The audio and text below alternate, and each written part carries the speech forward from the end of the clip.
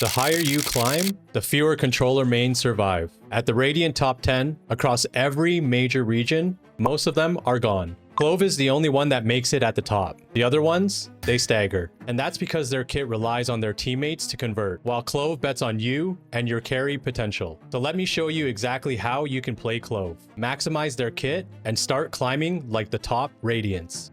What about the nerf? Well, that didn't matter in the highest rank. Let's first take a look at the agent picks in that level. Nearly 7 in 10 players main a Duelist. Because when you main a Duelist, you're taking fights all the time. The reps just stack up, they improve faster, they carry more, and they're not scared to take fights. That's literally what their kit is made for. If they die, the team's most important utils are still up. Controllers? They risk their team's smoke along with their high-value abilities. But Clove is different. You have Meddle to enable those fights, heal back off your kills, and ult back in if you end up falling. You can smoke either way. They're essentially a Duelist cosplaying as a controller. The way you play Clove is simple. You don't have to open fights, but you don't avoid them either. Stay close to the action, and when one finds you, you take it.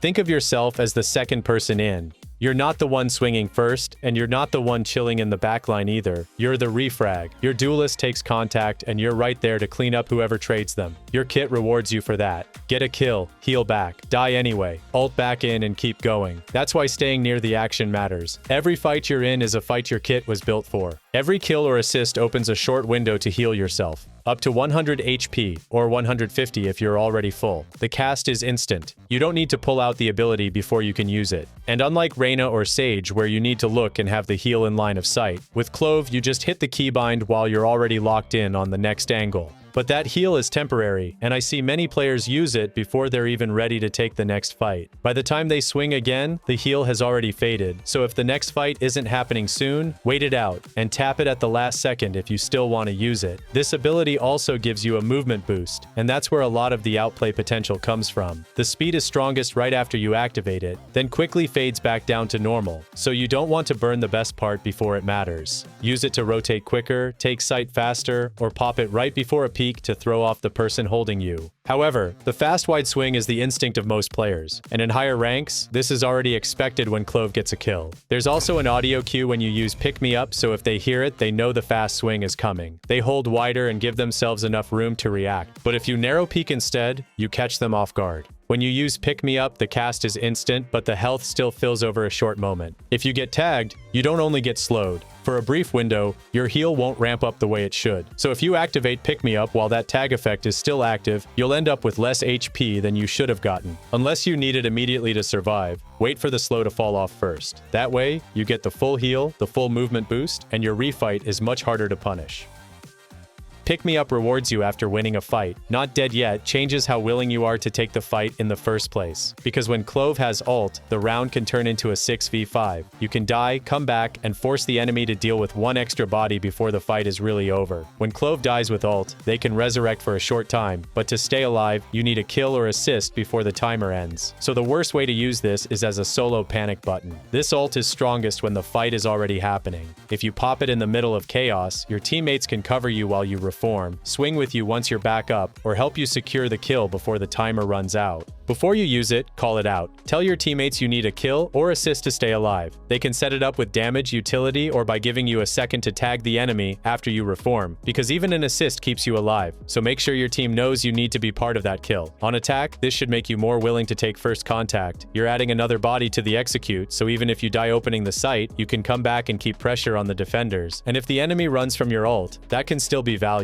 Your team gets space for free. They can flood deeper into site, cut off rotations, or punish anyone trying to escape. On defense, be more selective with where you fight. Long-range fights are risky because attackers can just back away when you ult, and by the time you reform, nobody is close enough to kill. So let them scale first. Fight around choke points or the site, where they're already committed and can't disengage for free. Once they have to keep moving forward, your ult becomes much harder to avoid. One warning though, don't pop not dead yet, like your gun is instantly ready. When you reform, there's a short window before you can shoot, so if you ult in the open, you're an easy target before you can even fight back. Ask for help, use cover, or play around your smoke so you're harder to find. That's the rule with not dead yet. Use it when your death still creates pressure. Your team can play off you, or coming back gives your team one more body to secure the round.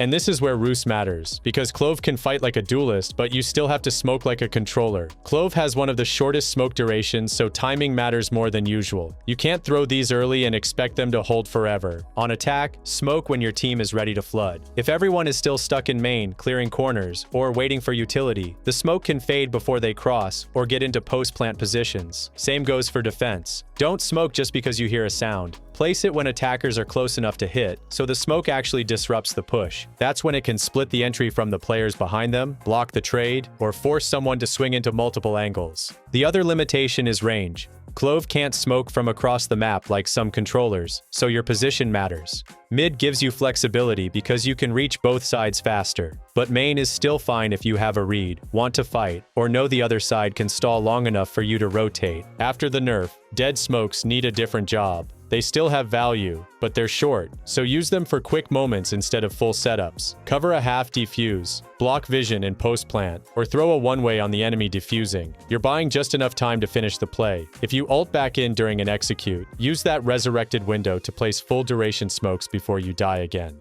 Dead smokes can still help in short bursts, but your best smoke value comes while you're alive or resurrected. Ruse is less about covering the map forever, and more about making the next few seconds easier to win. Place it when someone is about to cross, fight, defuse, or needs cover to play around. That's where Clove smokes get the most value.